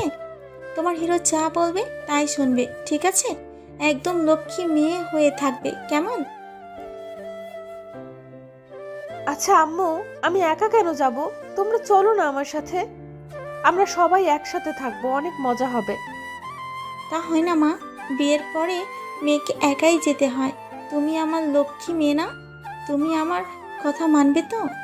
একদম পচা মেয়েদের মতো করবে না, ঠিক আছে? আচ্ছা, আমি একদম গুড গার্ল হয়ে থাকবো। নাজমা বেগম টলমল চোখে মুচকি হেসে নূরের কপালে একটা চুমু খেয়ে মেয়েকে জড়িয়ে ধরলো। অনেক কষ্টে নিজের কান্না আটকিয়ে রেখেছেন তিনি, না হলে যে নূরকে পাঠানো যাবে না। বিদায়ের সময় হয়ে এলো, নূরকে আবার বাইরে নিয়ে আসা হলো। শফিক সাহেব নূরের হাত আদিত্যের হাতে তুলে কান্না জড়ানো কণ্ঠে বলে উঠল, আমার এই অবুঝ মেয়েটাকে দেখে দেখো বাবা, আজ থেকে তোমার আমানত। আদিত্য বলে উঠল, আপনি চিন্তা করবেন না, আমি কথা দিচ্ছি আমার জীবন থাকতে নূরকে কোনো কষ্ট ছুতে পারবে না। শফিক সাহেব নূরের মেডিকেল ফাইল আদিত্যের হাতে দিল। আদিত্য নিজেই চেয়েছিল ও নূরকে আরো বড় ডক্টর দেখাতে চায়, তাই শফিক সাহেব ফাইলটা দিয়ে বলল, এটা নূরের মেডিকেল ফাইল, এখানে ওর সব ডিটেলস আছে। ধন্যবাদ। আমরা এখন আসি তাহলে। ঠিক আছে বাবা। নীলা একটা বাস্কেট নিয়ে এসে বিহানের দিকে এগিয়ে দিয়ে বলল, ভাইয়া এটা আপুর বেবি, আপুর ওকে ছাড়া থাকতে পারে না, তাই এটা নিয়ে যান। বিহান মাথা জাগিয়ে বাস্কেটটা হাতে নিল। আদিত্য নূরের হাত ধরে বের হওয়ার জন্য পা বাড়ালো। নূরের পরিবারের কষ্টে বুকটা ফেটে গেলেও নূরের কোনো ভাবান্তর নেই। সে দিব্যি হাসি খুশি ভাবে হেরে ধরে আদিত্যর সাথে যাচ্ছে। আদিত্য নূরকে গাড়িতে বসিয়ে নিজেও পাশে বসলো, আর বিহান ড্রাইভিং সিটে বসে গাড়িটা স্টার্ট দিল। গাড়ি চোখের আড়াল হতে নূরের মা কান্নায় ভেঙে পড়ল। শফিক সাহেব আর নীলা মিলে ওর মাকে সামলাতে লাগলো। আদিত্য তাকিয়ে আছে তার সদ্য বিয়ে করা মিষ্টি বউটার দিকে, তার পরিটার দিকে, তার মায়াপতির দিকে। বউটা তার গাড়ির জানালার কাজ নামিয়ে বাইরে মুখ বের করে বাতাস খাচ্ছে। তার নড়াচড়ার সাথে তার হাতের চুড়িগুলো রিনি ছিনি শব্দে বেজে চলেছে। আদিত্য নূরের হাতটা ধরে বলল, নূর মাথা ভেতরে আনো, অ্যাক্সিডেন্ট হয়ে যাবে। আদিত্যের কথায় নূর মাথা ভেতরে আনলো। বিহান আদিত্যের বাসার সামনে এসে গাড়ি থামালো। বিয়ের কার্যক্রম শেষ হয়ে আসতে আসতে রাত হয়ে গেছে। নূরের বাসা সাভারে আর আদিত্যের বাসা ধানমন্ডিতে, তাই আসতে সময় লেগে গেছে। বিহান গাড়ি থেকে নেমে দাঁড়ালো।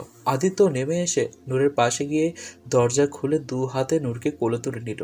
নূর বলল, এই হিরো, তুমি আমাকে কোলে নিচ্ছ কেন? আমি কি ছোট বাবু নাকি? আদিত্য নূরকে কোলে নিয়ে সামনে এগিয়ে যেতে যেতে মুচকি হেসে পড়ল। তুমি বাবু না, তুমি হলে রানী সাহেবা। আমি তোমাকে বলেছিলাম না, এখন থেকে তুমি আমার রাজ্যের মহারানী। আর রানী সাহেবা কি আর নিজের পায়ে হেঁটে রাজপ্রাসাদে যায়? তাকে তো এইভাবে কোলে করেই নিয়ে যেতে হয়, বুঝেছ? ও তাই বুঝি, তাহলে ঠিক আছে, আমাকে কোলে করে নিয়ে চলো। আমারও কোলে চড়ে অনেক মজা লাগছে। কথাটা বলে নূর দু হাতে আদিত্যের গলা জড়িয়ে ধরে পা দোলাতে লাগলো। সামনে তাকিয়ে আদিত্যের সুবিশাল সাদা ডুপ্লেক্স বাড়িটা দেখে বিস্ময় নিয়ে বলল, এত সুন্দর প্রাসাদ! এটা তো টিভির ওই প্রাসাদগুলোর চেয়েও সুন্দর। আদিত্য শুধু মুচকি হাসলো। নূরকে কোলে নিয়ে বাসার ভেতরে ঢুকলো সে। ভেতরে ঢুকে নূর আরো হা হয়ে গেল। চোখ দুটো বড় সড়ো করে বলল সে, আদিত্য এত বড় বাসা! এখানে তো ক্রিকেটও খেলা যাবে। মিন্টুদের বললে ওরা এখানে চলে আসবে ক্রিকেট খেলতে। নূরকে সোফায় বসিয়ে দিয়ে বলল, এটা তোমার বাসা, তুমি যা চাও তাই করতে পারো। নরম সোফায় বসাতেই নূর খানিকটা ডেবে গেল। এত নরম সোফা পেয়ে নূর সোফায় উঠে দাঁড়িয়ে লাফাতে শুরু করেছে। লাফাতে লাফাতে বলতে লাগলো, ওয়াও, কত নরম সোফা! লাফাতে কি মজা! আদিত্য নূরের এক হাত ধরে বলল, আরে আরে কি করছো? পড়ে যাবে তো বাবা, নিচে বসো। বাসার সার্ভেন্টরা সবাই অবিশ্বাস্য চোখে তাকিয়ে আছে ওদের দিকে। এই পাগল মেয়েটাকে এটাই ওরা বুঝতে পারছে না। আর আদিত্য স্যার এত কেয়ার কেন করছে এর? হ্যাঁ? আদিত্য নূরকে সোফায় বসিয়ে দিয়ে সার্ভেন্টদের দিকে তাকিয়ে বলল, তোমরা সবাই মন দিয়ে শোনো, ও হলো নূর, আমার ওয়াইফ। আজ থেকে ও তোমাদের ম্যাডাম, বুঝতে পেরেছো? তাই সব সময় ওর খেয়াল রাখবে। সবার চোখ যেন এবার খুলে ফ্লোরে গড়াগড়ি খাওয়ার উপক্রম। এই পাগল মেয়েটা কিনা স্যারের বউ। সবাই নিজেদের দিকে একটু সামলে নিয়ে মাথা ঝাঁকিয়ে পড়ল। জি জি স্যার। তারপর আবার নূরের দিকে তাকিয়ে বলল, হ্যালো ম্যাম। নূর নিজের আশেপাশে তাকিয়ে খুঁজতে লাগলো এই মামাটাকে, তাকে দেখার জন্য। আদিত্য সেটা দেখে বলে উঠল, ওরা তোমাকে বলছে। নূর কপাল কুঁচকে বলল,